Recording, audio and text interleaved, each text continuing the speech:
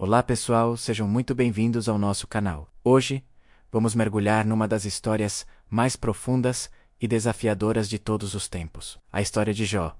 Muitos de nós já ouvimos falar dele, o homem que perdeu tudo, mas a sua jornada é muito mais do que apenas uma história sobre sofrimento. É uma lição poderosa sobre fé, resiliência e, acima de tudo, sobre a natureza de Deus. Então, quem era Jó? A Bíblia nos apresenta Jó como um homem íntegro, reto, que temia a Deus e se desviava do mal. Ele era extremamente abençoado, com uma família grande e feliz, e uma riqueza imensa, menos rebanhos, servos, uma vida próspera. Ele era, em todos os sentidos, um exemplo de sucesso e retidão. E aqui começa a nossa reflexão. Muitas vezes, associamos as bênçãos materiais diretamente à aprovação divina. Se a vida vai bem, é porque estamos fazendo tudo certo. Certo, Jó parecia ser a prova viva disso. Mas então, o cenário muda drasticamente. Num diálogo celestial, Satanás argumenta que a fé de Jó só existe por causa de suas bênçãos. Ele sugere que, se Deus permitisse que tudo fosse tirado de Jó, ele certamente amaldiçoaria a Deus. E Deus, confiando na integridade de seu servo, permite o teste. É um ponto que nos faz parar e pensar. Por que Deus permitiria tal coisa? A história não busca nos dar uma resposta simples, mas nos convida a explorar a profundidade da fé que não depende das circunstâncias. Em um único dia, a vida de Jó vira de cabeça para baixo. Ele recebe uma após a outra notícias devastadoras. Perdeu todo o seu gado, seus servos. E no golpe mais doloroso de todos, todos os seus filhos morrem em um desastre. Imaginem a dor, o choque. A reação de Jó é uma das passagens mais comoventes. Ele rasga suas vestes, raspa a cabeça, cai por terra e adora. E suas palavras são inesquecíveis. No saí do ventre de minha mãe, e no voltarei. O Senhor o deu, e o Senhor o tomou. Bendito seja o nome do Senhor. Mesmo no fundo do poço, ele não pecou nem culpou a Deus. A provação, no entanto, não para por aí. Satanás argumenta novamente. Jó suportou a perda de bens e filhos, mas se a sua própria saúde fosse atingida, ele cederia. Então Jó é afligido com feridas terríveis, da cabeça aos pés. Ele se senta sobre cinzas, sofrendo uma dor física e emocional inimaginável. Até mesmo sua esposa, vendo seu sofrimento, diz: amaldiçoa a Deus e morre. Mas a resposta dele é firme. Você fala como uma insensata. Receberemos o bem de Deus, e não o mal. É neste ponto que a história se aprofunda ainda mais com a chegada de seus 3 amigos. Elifaz, Bildade e Zofar. Inicialmente, eles fazem algo muito nobre. Sentam-se com Jó em silêncio por 7 dias e 7 noites, compartilhando sua dor. Este é um grande lembrete para nós.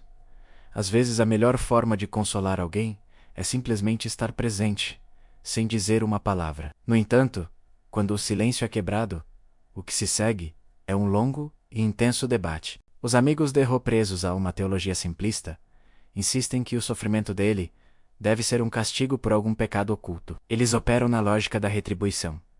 Pessoas boas são abençoadas, pessoas más são punidas. Como Jó estava sofrendo terrivelmente, a conclusão lógica para eles era que ele devia ter pecado gravemente. Eles tentam, de várias formas, fazer com que Jó confesse. Elifaz baseia seus argumentos em uma visão espiritual. Bildade apela para a tradição e a sabedoria dos antigos. Zofar é o mais direto e duro, acusando Jó de esconder sua iniquidade.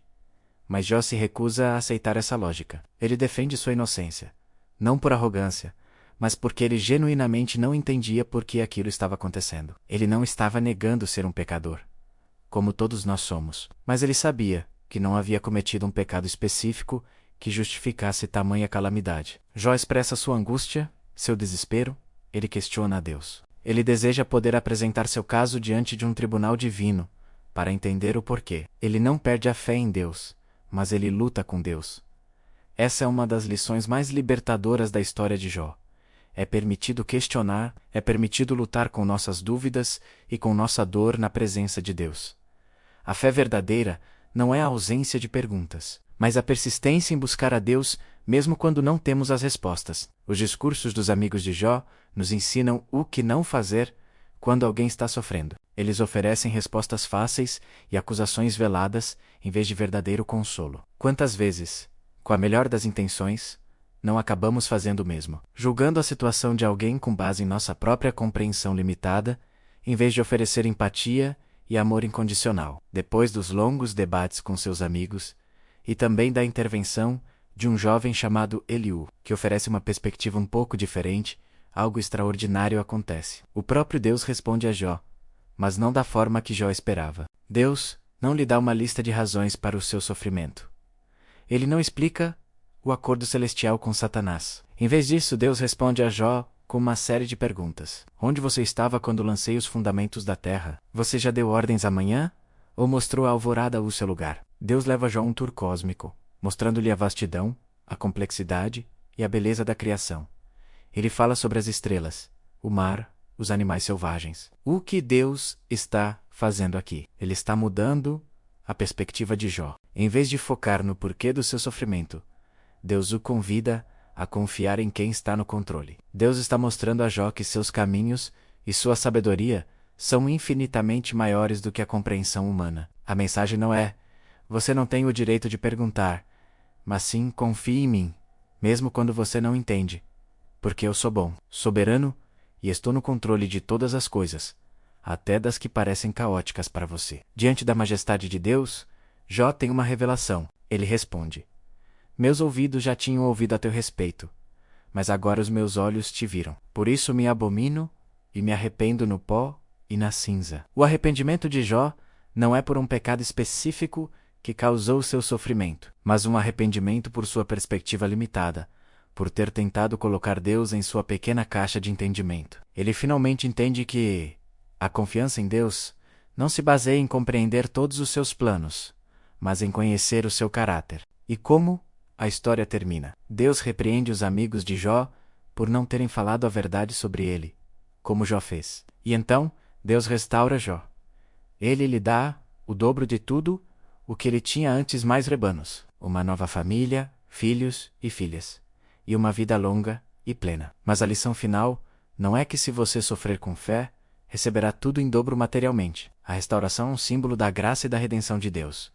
Mas o verdadeiro prêmio de Jó foi o encontro transformador que ele teve com o Criador. Ele saiu da provação não apenas com seus bens restaurados, mas com um conhecimento de Deus muito mais profundo, íntimo e verdadeiro. A história de Jó nos ensina que a fé não é um escudo contra o sofrimento, mas uma âncora durante a tempestade. Ensina-nos que podemos trazer nossas perguntas, nossa raiva e nossa dor a Deus, porque Ele é grande o suficiente para lidar com elas. E nos lembra que, mesmo nos vales mais escuros, quando não conseguimos ver o caminho à frente, podemos confiar no caráter do pastor que nos guia. A verdadeira bênção não é a ausência de problemas, mas a presença de Deus conosco em meio a eles. Espero que esta reflexão tenha tocado o seu coração. A história de Jó é um convite para aprofundarmos nossa fé para além das circunstâncias. Muito obrigado por assistir. Se você gostou deste vídeo e quer mais conteúdos como este, não se esqueça de deixar o seu like, se inscrever no canal